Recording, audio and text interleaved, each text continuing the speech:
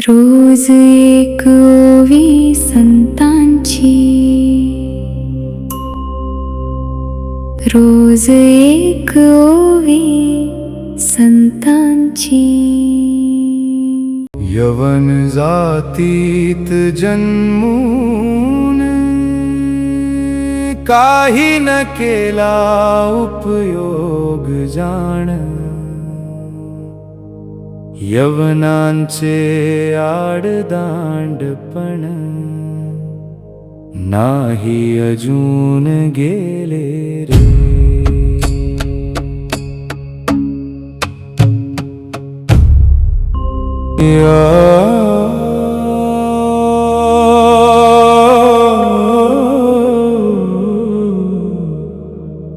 याड दांडपणानी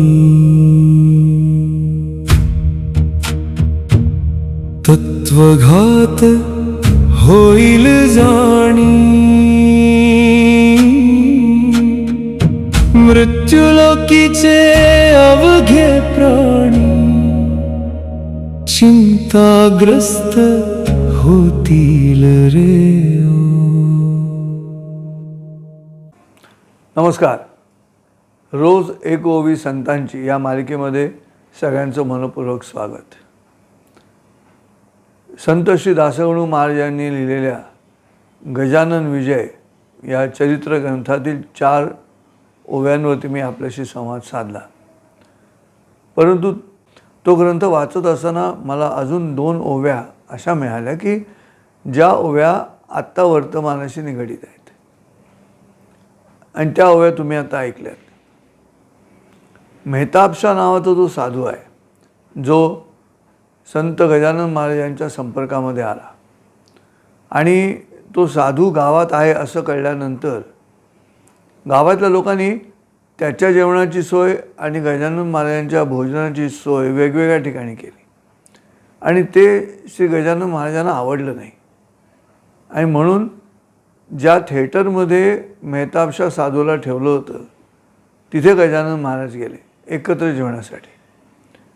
परंतु तिथे गेल्यानंतर मेहताबशा साधूला उपदेश करण्याच्या प्रक्रियेमध्ये श्री गजानन महाराजांनी मेहताबशा साधूला मारलं, त्याला ताडलं. आणि ते करत असताना गजानन महाराज मेहताबशा साधूला काय म्हणाले, तर ते जे म्हणाले आहेत ते केवळ मेहताबशा साधूपुरतं मर्यादित नसून मेहताबशा साधूचा जो धर्म आहे त्या धर्माला उद्देशून आहे. गजानन महाराजांच्या मुखामध्ये ज्या ओव्या संत श्री दासगणू महाराजांनी दिल्या आहेत त्या अशा आहेत की गजानन महाराज मेहताबशा साधूला असं म्हणत आहेत, यवन जातीत जन्मून काही न केला उपयोग जाण, यवनांचे आडदांडपण नाही अजून गेलेले. अशी पहिली ओवी आहे.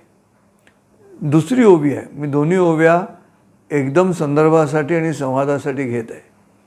दुसऱ्या ओवीमध्ये गजानन महाराज मेहताबशा साधूला असं म्हणाले की या आडदांडपणाने तत्वघात होईल जाणी, या आडदांडपणाने तत्वघात होईल जाणी, मृत्यूलोकीचे अवघे प्राणी चिंताग्रस्त होतील.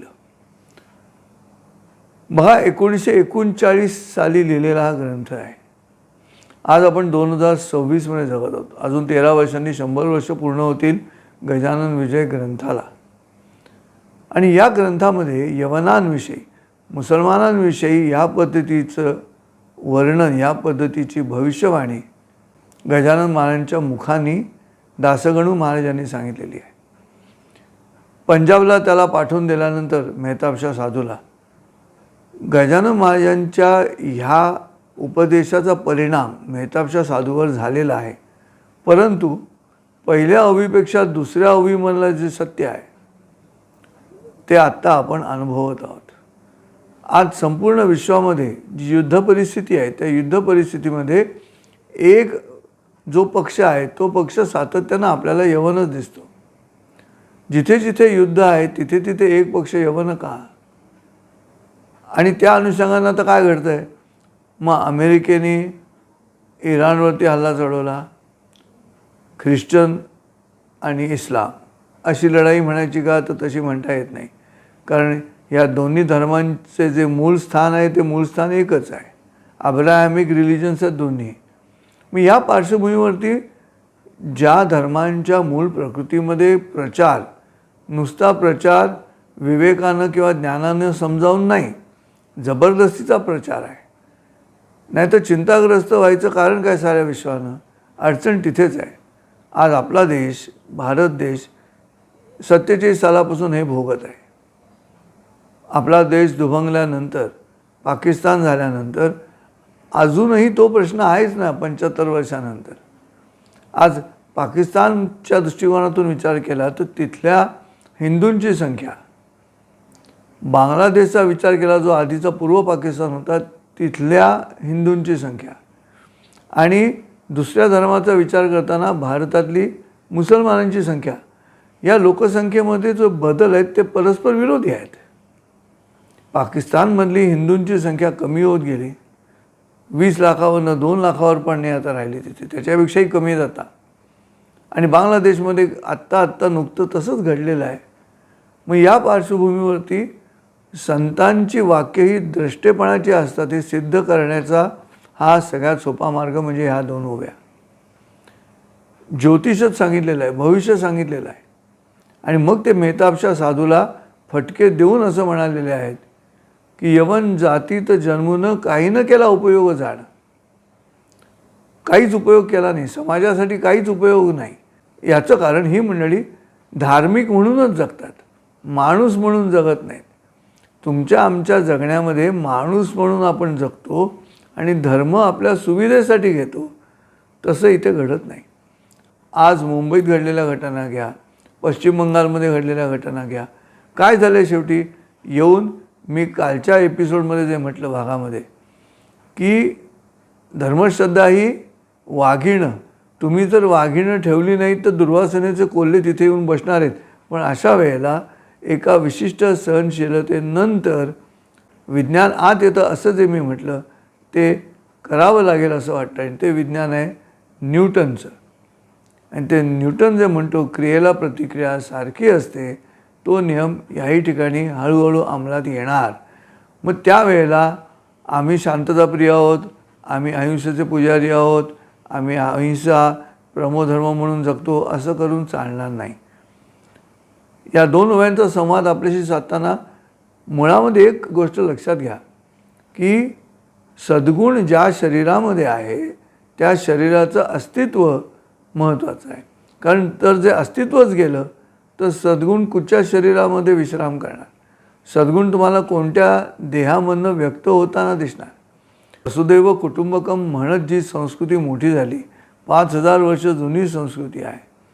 आणि ही संस्कृती अशा पद्धतीनं जनतेसमोर आल्यानंतर आता केवळ हाकनाक, केवळ मला संजय उपाध्याय आवडत नाहीत म्हणून संजय उपाध्यायाच्या विचारांना विरोध करणं, ही प्रक्रिया आमच्यातही घडतेच आहे ना. आज इतर धर्मियांचं सोडा, आमच्याच धर्मामधल्या एकमेकांच्यामध्ये आम्ही एकमेकांना किती टोकाचा विरोध करतो हे काय तुम्हाला ठाऊक नाही, मला पण ठाऊक आहे.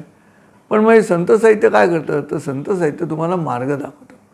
आणि तो मार्ग आहे संत गजानन महाराजांनी अत्यंत मोठ्या मनाने स्वतःला जिथे भोजनाची सोय केली होती ती सोडून देऊन मेहताबशा साधूबरोबर थिएटरात जेवायला गेले. थिएटरमध्ये हे जेव्हा मोठ्या मनाने व्यक्त केल्यानंतर स्वाभाविकच तोच न्यूटनचा नियम इथे का नाही लागू होत? समोरच्याकडनं तशीच प्रतिक्रिया का नाही आहेत? तसाच प्रतिसाद का नाही आहेत? दुर्दैव येऊन थांबतं सनातन धर्माचं ते इथे की मूलतः उत्तम वागून समोर जर व्यक्ती आहे ती तुम्हाला तसा प्रतिसादच देत नसेल तर शेवटी तुम्ही त्या व्यक्तीच्या स्वभावानुसार प्रतिसाद द्यायला लागता आणि तिथे युद्ध सुरू होतात. आणि तेच घडते श्रोते. आणि म्हणून संतांच्या साहित्यातून आम्हाला समन्वय साधता येईल का?